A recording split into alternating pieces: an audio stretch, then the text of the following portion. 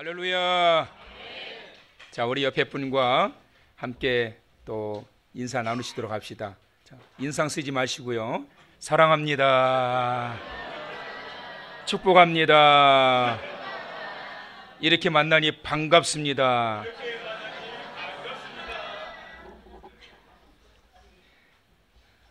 오늘은 이제 벌써 2019년도 상반기를 보내는 마지막 날이고 상반기를 마무리하는 마지막 주일입니다. 다음 주에 맥주 감사 주일이고, 그래서 오늘 이 본문의 말씀을 준비했습니다. 제목은 나와 함께 하신 하나님의 은혜. 시작. 자, 옆 사람한테요. 시작. 네, 그러실 줄 알았어요. 옆에 사람한테는 너와 함께 하신 그러셔야죠. 시작. 또 그럴 줄 알았어요. 너라고 그러면 기분 나쁘잖아. 설교 듣기 전에. 집사님과 함께 하시는 하나님의 은혜. 시작. 자, 임하기를 원하시면 아멘. 우리 민족의 1930년도에 한 시대를 빛내셨던 두 분의 목사님이 계십니다. 김익두 목사님과 길선주 목사님입니다. 길선주 목사님은 성령운동을 통하여 한국 교회에 대부흥의 불을 일으키시는 목사님이시지요. 1907년 평양에서 있었던 부흥회는 유명하지요. 당시 길선주 전도사였던 그 전도사님은 부흥회를 하면서 회개운동이 전국에 퍼지기 시작하고, 그것이 바로 성령운동으로 확대되어지면서 놀라운 그러한 교회의 부흥을 일으켰던 인물입니다. 그 다음에 최초의 부흥사인 김익두 목사님, 이분은 여러분 잘 아시다시피 예수님을 영접하기 전에는 아주 유명한 깡패였지요. 요즘 같으면 조폭 두목쯤 되는 사람입니다. 어느 누구도 김익두가 목사가 될 것 생각도 못했었습니다. 악질 중에 악질이었기 때문입니다. 사람들은 김익두라는 말만 들어도 소름이 끼쳤다고 그러지요. 그 당시 사람들의 말에 의하면 염라대왕도 김익두가 무서워서 손을 못 댈 정도로, 못 댄다라는 말이 돌 정도로 김익두는 굉장히 아주 악질이었습니다. 그런데 그런 김익두가 새 사람이 되었습니다. 사람이 바뀌고 난 이후에는 목회자가 되었습니다. 그는 전국을 다니면서 나 같은 죄인 살리신 주님의 은혜 놀랍다라면서 간증합니다. 김익두는 이제는 없어졌고 오직 그에게 부활하신 예수 그리스도만이 가는 곳마다 나타나게 되었습니다. 주님의 은혜를 입은 한 사람의 변화가 당시 얼마나 폭발적인 부흥을 일으키게 되었는지를 말씀해주고 있고 보여주고 있습니다. 김익두 목사님이 말을 잘해서 대부흥사가 된 것이 아닙니다. 그에게 특별한 능력이 있어서 당시 대부흥사가 된 것이 아니라 하나님의 은혜를 경험했기 때문입니다. 그 은혜로 악질 같은 사람이 변화되니까 당시에 놀라운 부흥의 역사가 일어나게 되었습니다. 그가 가는 곳곳마다 이렇게 외쳤다고 그래요. 여러분, 나 같은 사람에게도 천당을 보여주셨는데 하물며 여러분들이겠습니까? 예수 믿으십시오. 그러면 주님의 은혜로 여러분 천국 백성 됩니다. 그런 이 외침이 많은 사람들로 하여금 교회로 모여들게 했다라고 합니다. 김익두 같은 사람도 사랑하신다면 그러면 예수님은 분명히 나도 사랑하실 것이다 라는 가능성을 보면서 수많은 교회들이 세워지게 되었고 교회가 부흥하게 되었습니다. 오늘 본문은 바울 사도의 인격 혁명에 대한 고백입니다. 나의 나된 것은 바울의 이 정체성을 말하고 있는 거지요. 바울이 뭐라고 그러지요? 나의 나된 것은 하나님의 은혜로라. 나의 나된 것은 하나님의 은혜로라. 우리는 뭐 하도 많이 들어가지고 그냥 그런가 보다 이렇게 생각할 수 있겠는데요, 그 당시에 여러분 이 바울의 이 고백은 정말 놀라운 고백이었어요. 최초로 제가 이런 고백을 했으면 얼마나 영광일까요? 나의 나된 것은 하나님의 은혜로라. 우리는 들은 말씀 그리고 보았던 말씀으로 흉내내는 것에 불과하지만 바울은 그의 깊은 경험에서 고백하고 있는 거예요. 나의 나된 것은 하나님의 은혜로라. 고린도전서 15장 10절에 보니까 여러분 이런 말씀이 나와요. 그러나 내가 나 된 것은 하나님의 은혜로 된 것이니 내게 주신 그의 은혜가 헛되지 아니하여 내가 모든 사도보다 더 많이 수고하였으나 내가 한 것이 아니요 오직 나와 함께 하신 하나님의 은혜로라. 은혜라고 하는 이 단어가 3번이나 나옵니다. 은혜라고 하는 단어가. 내가 나 된 것은 하나님의 은혜로 된 것이다. 그러니까 지금까지 살아왔던 자기의 삶의 흔적을 돌아보면서 생각을 해보니까 내가 어떻게 김익두 같은 그 악질이 변화되어서 목회자가 되고 유명한 부흥사가 되어 교회를 세워가며 부흥의 물결을 일으키게 했던 것처럼 나 같은 괴수가 어떻게 복음의 산 증인이 되었을까? 답을 찾았는데요, 그것은 결국 하나님의 은혜가 나로 하여금 오늘날 이 자리에 있게 하셨고 그 은혜가 나로 하여금 이 길을 걷게 하셨다. 그래서 이 고백을 하게 된 것이지요. 그렇다면 무엇이 바울로 하여금 이렇게 하나님의 은혜에 대한 강조를 하게 했을까? 바로 자기의 정체를 너무나도 잘 알고 있었기 때문입니다. 성숙한 삶을 위해서 꼭 필요한 2가지가 있는데요, 그것이 뭐냐면 첫째는 성숙한 삶을 살아가기를 원한다라면 자존감을 가지는 자가 되어야 됩니다. 여러분, 하나님의 영이 임하신 여러분의 개개인, 하나님의 성령이 임하신 여러분의 개개인에 대한 그러한 자존감, 자기를 소중히 여기는 자가 되시길 축원합니다. 하나님께서 주신 내 자신조차도 사랑하지 않으면서 남을 어떻게 사랑할 수가 있겠어요, 여러분? 내 자신에 대한 이 소중함, 사랑하는 그러한 마음을 가지게 될 때 다른 사람도 사랑할 수 있게 된다라는 거예요. 자존감이 흐트러지게 되면 결국은 성숙할 수 없어요. 자존감이 바로 세워져야 성숙한 삶을 살게 되고 성숙한 그리스도인을 인의 삶을 살아갈 수가 있게 되는 거예요. 또 하나 이 성숙한 삶을 위해서 필요한 것이 있는데 자아 성찰입니다. 내 자신을 소중히 여기고 내 자신에 대한 그러한 이 가치성을 가지며 살아가는 것 정말 중요합니다. 그런데 그와 못지않게 중요한 것이 하나 있는데 그것이 뭐냐면 자아 성찰이에요. 자기를 돌아보고 반성할 줄 아는 자가 돼야 돼요. 자기 발전과 변화는 자아 성찰을 통해서 일어나게 되는데 바울은 내가 그리스도의 제자요 사도로서 살아가는 자존감만 있었던 것이 아니라 자아 성찰이 분명했어요. 8절에 보면 나는 만삭되지 못한 자다. 나는 맨 나중에 만삭되지 못하여 난자 같은 자라고 이렇게 고백하고 있습니다. 그리고 9절에 가서 보면 나는 사도 중에서도 가장 작은 자다. 사도 중에서도 가장 작은 자다. 그리고 9절에 그가 고백합니다. 나는 교회를 한때 박해했던 자였다라면서 고백합니다. 여러분, 자기 자신에 대한 자존감, 그러면서 믿음 안에서 자신감을 가지고 살아가는 것 굉장히 중요합니다. 그런데 그것 못지않게 중요한 것, 자기 자신을 냉철하게 돌아보고 성찰하는 자아 성찰, 이런 게 굉장히 중요해요. 그런데 여기서 중요한 것이 있습니다. 여러분, 자신의 과거의 부끄러운 일로 인하여 긍정적인 자아 성찰이 일어나는 바울과는 반대로 부끄러운 그러한 부정적인 현상들도 일어날 수 있다는 거예요. 그게 뭐냐면 과거 집착에서 벗어나지 못한 거예요. 이것은 자아 성찰이 아니에요. 어떤 사람은 자신을 자학하고 과거의 일로 인해서 죄책감 때문에 늘 괴로워합니다. 그렇다 보니까 의욕이 사라지게 되고 늘 패배주의에 사로잡혀 가지고 살아가게 되는 거예요. 하나님은 이렇게 패배주의에 빠져 있는 것을 원하지 않습니다. 죄인이 회개하고 돌아서서 변화된 삶을 살기를 원하지, 과거에 집착해서 패배적인 이러한 삶을 살아가는 것은 절대로 여러분 하나님이 원하시는 게 아니에요. 나 같은 죄인 살리신 천부여 의지없어서 손들고 옵니다. 이것도 한두 번이지 항상 이것만 좋아하면 하나님도 지겹다 그래요. 여러분, 성령이 오셨네 할렐루야 막 이런 찬양도 부르고 뭐 그래 맨날 천부여 지없어서, 하나님 여러분 그만 좀 해라. 지겹다. 야, 내 독생자 예수 그리스도 내 아들을 보내서 너의 모든 죄를 사해 주는데 왜 맨날 천부여 의지없어서만 하냐. 여러분, 그릇된 자기 인식, 그것은 뭐냐면 피의 망상에 사로잡혀 가지고 과거의 집착에서 보상 심리에 빠져 있는 그러한 자가 또한 과거의 부정적인 그러한 반응을 일으키게 하는 거예요.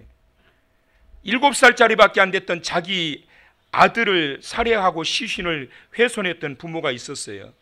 살해 방법을 보니까 끔찍했어요. 7살짜리밖에 안 된 자기 어린 아들이 고작 체중이 16kg밖에 안 됐대요. 그런데 이 아들을 죽였던 아버지의 체중이 87kg예요.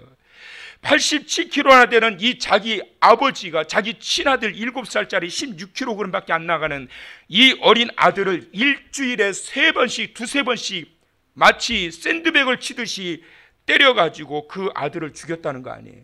경찰에 잡혀가지고 가서 조서를 받게 되는데 조사 과정을 통해서 알려진 사실을 보니까 그 사람이 어렸을 때부터 자기 아버지한테 그렇게 맞으면서 자라왔다는 거예요. 잘못된 교육 방식이 세습되면서 피해 망상과 보상 심리가 힘없는 어린 자녀에게까지 가해지게 되었다라고 하는 사실이지요. 사랑하는 성도 여러분, 과거를 돌아보면서 자아를 성찰하는 것은 성숙한 방향이지만 과거에 집착되어 피해 망상에 빠져들게 되면 또 다른 피해자를 낳게 된다는 사실을 기억하셔야 됩니다. 그런데 바울은 이와 같이 과거의 자기의 흔적들을 보면서 이런 피해 망상에 빠져 있거나 과거의 삶에 집착되어서 늘 어두운 면모를 드러내고 있는 것이 아니라 부끄러웠던 자신의 과거의 일로 인하여 오히려 변화된 삶을 추구하는 자가 되었다는 거예요. 바울이 그래서 15절에 이렇게 고백하는 거예요. 내게 주신 주의 은혜가 헛되지 아니하여 내가 모든 사도보다 더 많이 수고하였으나 내가 한 것이 아니요 오직 나와 함께 하신 하나님의 은혜로라. 바울은 이 부정적인 자아 비판을 하지 않아요. 그의 자아 성찰은 미래지향적인 긍정적인 자아 성찰이었지 자아 비판이 아니었단 말이에요. 나 같은 것은 죽어야 돼. 나 같은 것은 이 땅에 존재 가치가 없어. 나 같은 것은 이렇게 살다가 죽어야지. 그러니 나를 내버려 두세요. 이렇게 자아 비판으로 빠져든 것이 아니라 자아 성찰이었어요. 자신이 하나님 앞에 부끄러운 존재인지를 알았기 때문에 그는 어떻게 고백하고 있어요? 나는 다른 사도들보다 더 많이 수고하였다. 다른 사도들, 예수님의 12제자들, 이 사도들보다도 더 많이 수고하였다. 여러분, 예수님의 12제자들이 얼마나 수고했어요? 그들은 예수님을 위하여 목숨을 내어 걸었던 사람이에요. 예수님의 복음을 전하다가 결국에는 순교할 정도로 그들은 수고했던 자예요. 그런데 바울이 뭐라고 그러냐면 나는 그들보다 더 수고하였다. 왜 그랬을까요? 그것은 바로 자신의 지나왔던 삶의 흔적을 돌아보니까 하나님 앞에 너무나 죄송스러운 거예요. 또 하나는 나 같은 존재가 이런 축복과 이런 은혜와 이런 사랑을 받아도 될까? 주님의 주셨던 은혜에 감격하고 사랑에 감격되어지니까 어떤 마음이 들게 되느냐면 자아 비판이 아니라 다른 이들보다 더 많이 수고하는 헌신자가 되었고 더 많이 수고하여 열매를 맺는 그러한 사명자가 되었다는 거예요. 하나님이 원하시는 은혜 받는 자의 모습은 바로 이런 모습임을 기억하시고 믿으시길 축원합니다. 여러분, 부끄럽다면 숨을 것이 아니라 더 많이 수고하는 것이 은혜의 모습이에요. 미안하다면 더 많이 사랑하는 것이 이것이 축복입니다. 죽도록 믿다면 더 많이 용서하는 것, 이것이 예수 그리스도의 사랑이에요. 안 되면 더 많이 하세요. 안 되면 더 많이 하세요. 안 되면 아멘 하세요. 안 되면 더 많이 하시라고요. 바울은 얼마나 죄송한지, 그리고 얼마나 부끄러운지, 그리고 얼마나 감사한지, 나 같은 사람이 이런 사랑과 이런 은혜를 받아도 되나? 나 같은 자가 사도라고 하는 이름을 가지고 내가 이런 일들을 해도 되나? 나 같은 자가 자신의 과거의 흔적을 돌아보면 돌아볼수록 내가 어떻게 살아왔는지를 돌아보면 돌아볼수록 하나님의 사랑과 은혜가 얼마나 큰지, 그래서 했던 그의 결론, 그게 뭐냐면 다른 사도들보다 내가 더 많이 수고하였다. 얼마나 멋지냔 말이에요. 사랑하는 성도 여러분, 은혜의 참된 발견은 나로 하여금 더 많은 수고를 하도록 인도하게 하고 깨우치게 한다는 사실을 기억하시기를 바랍니다. 이 놀라운 은혜가 발견되어지게 되면 도망가는 것이 아니라, 비판하는 것이 아니라 오히려 그 발견을 통하여 주님의 은혜에 부응하기 위해 더 많이 수고하는 자가 되는 거예요. 은혜의 발견을 통하여 더 많이 주님 앞에 나가는 자 되시기를 바라고, 더 많이 하나님을 경배하는 자 되시기를 바라고, 더 많은 감사를 드리는 자가 되시기를 바라고, 더 많이 수고하여 열매 얻어 하나님께 영광이 되어지는 자 되시길 축원합니다. 그러니까 바울의 방향은 달라요. 긍정적인 방향이에요. 어떻게? 내가 이렇게 부끄러우니까 그래, 다른 사도들보다 더 많이 수고해야지. 그런데 수고해놓고 그가 수고하는 것은 뭐냐면 하나님의 주실 축복을 기대하면서 수고하는 것이 아니라 하나님의 은혜에 감격해서 수고하는 거예요. 그래서 뭐라고 그래요? 그것조차도 하나님의 은혜로다. 더 많이 수고할 수 있도록 시간을 주시고 건강을 주시고 믿음을 주시고 사명을 주시고 열정을 주신 이 모든 것은 하나님의 은혜다. 하나님의 은혜가 임하였기 때문에 내가 다른 사도들보다 더 많이 수고할 수 있게 되었다라고 하는 이 고백을 하고 있는 거예요. 그가 이렇게 하나님의 은혜를 강조할 수 있었던 또 하나의 이유는 뭐냐면 예수 그리스도의 부활을 목격했기 때문에. 예수 그리스도의 부활을 목격했어요. 자, 여러분, 우리가 고린도전서 15장은 부활장인데요, 다 읽지는 못했는데, 자, 여러분 15장 5절부터 한번 보실까요? 예수님께서 성경대로 사흘 만에 다시 살아나셨어요. 그리고 5절에 누구에게 보이셨어요?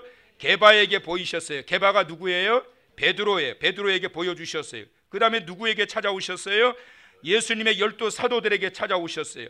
그 다음에 6절에 보니까 또 누구에게 보여주셨어요? 500여 형제들에게 보여주셨단 말이에요. 그러니까 500여 형제들이니까 여인들도 있을 거고 노인들도 있을 거고 어린아이도 있었으니까 수천 명이 모여있는, 대중들이 모여있는, 엄청나게 많은 사람들이 모여있는 그 자리에 예수님이, 부활하신 예수님이 찾아오신 거예요. 그리고 난 다음에 7절에 또 누구에게 보이셨다고요? 야고보에게, 예수님의 동생이지요. 야고보에게 보이셨어요. 야고보는 예수님을 믿지 않았어요, 동생이. 그런데 언제 믿게 되느냐 하면 부활하신 예수님을 만나고 난 다음에 동생 야고보가 예수가 그리스도인 것을 믿게 되었고 예루살렘에서의 그의 역할을 감당하는 자가 된 거예요. 그러고 난 다음에 그 후에 모든 사도에게와 8절, 맨 나중에 만삭되지 못하여 난 자 같은 누구에게? 바울에게도 보여주셨다라는 거예요. 그래서 바울은 부활하신 주님을 만났어요.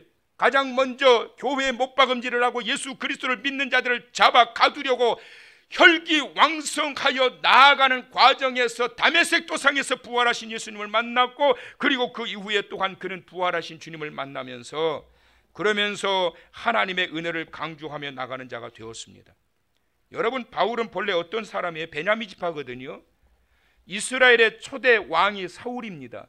사울이 베냐민 지파예요. 다시 말하면 왕족의 후손이라고 할 수 있는 사람이란 말이에요. 물론 거기에서 대가 끊어졌지만 어찌됐건 베냐민 지파에서 초대 이스라엘의 왕이 나왔고 그 베냐민 지파의 사람이 바로 사울이에요. 바울.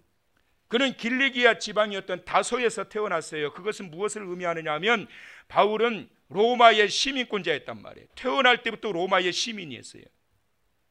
그뿐만 아니라 유대인의 최고의 스승이었던 가말리엘이라는 사람 밑에서 그는 교육을 받게 됩니다. 헬라 문화권의 가장 엘리트 코스였던 로마식 교육도 받았어요. 그는 바리새파요 유대 최고 지도자였던 대제사장의 신임을 받아서 권세까지 위임받았던 대단한 사람이에요. 그런데 지금 그는 어떻게 살고 있어요? 굶주리고 있고 매맞고 있고 옥에 갇히고 있고 핍박받는 주의 종이 되었습니다.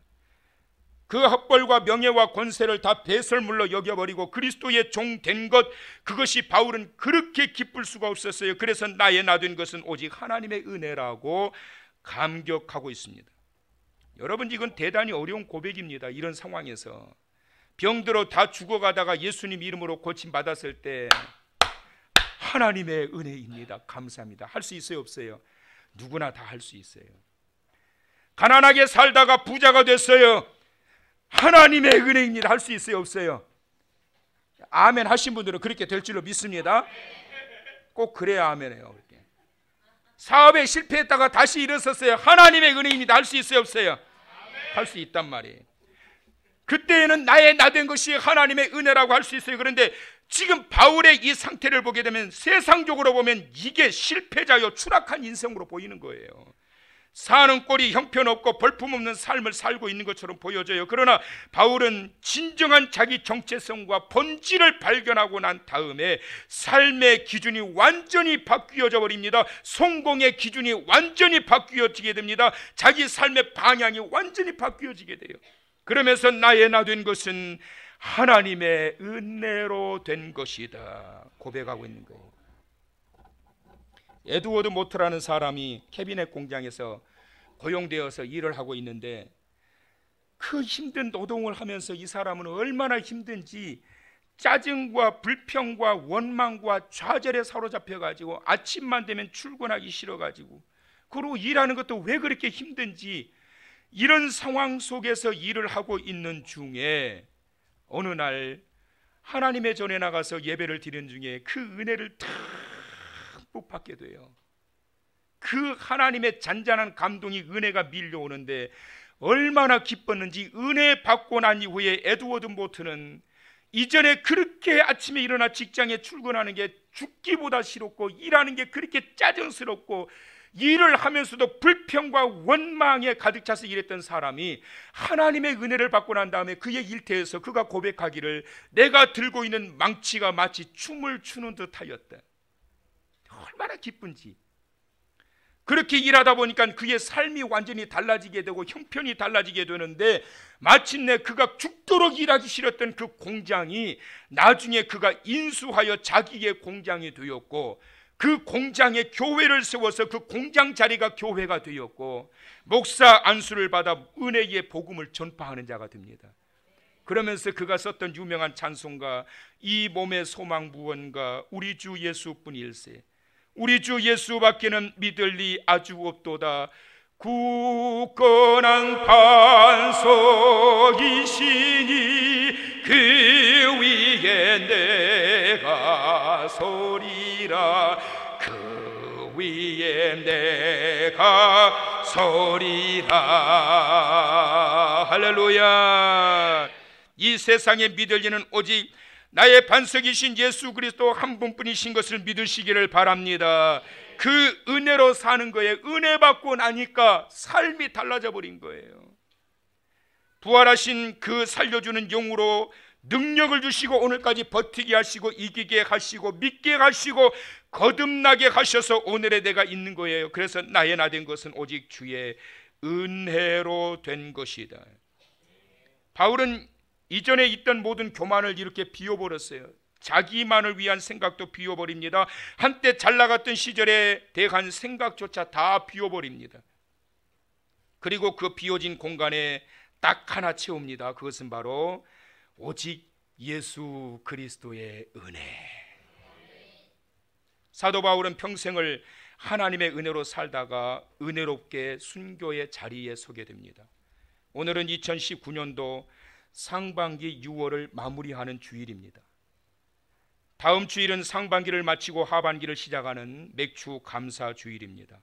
올해도 주님의 은혜가 우리로 하여금 여기까지 살게 하셨고 여기까지 지내오게 하신 것을 기억하시고 다음 주일 주님의 사랑과 베풀어 주신 은혜에 감사하면서 나와 함께 하신 하나님의 은혜가 2019년도 6개월을 살게 하셨던 것을 기억하고 남은 하반기 6개월도 그 은혜가 나로 하여금 더 강하게 하시고 더 풍성하게 하시고 더 부욕해 하시고 더 건강하게 하시고 더 능력 있게 하심으로 올 하반기 세워주실 줄을 믿고 나아가는 사랑하는 성도 여러분 다 되시길 축원합니다. 오늘 말씀의 마지막으로 이 글을 정리해서 드리려고 합니다.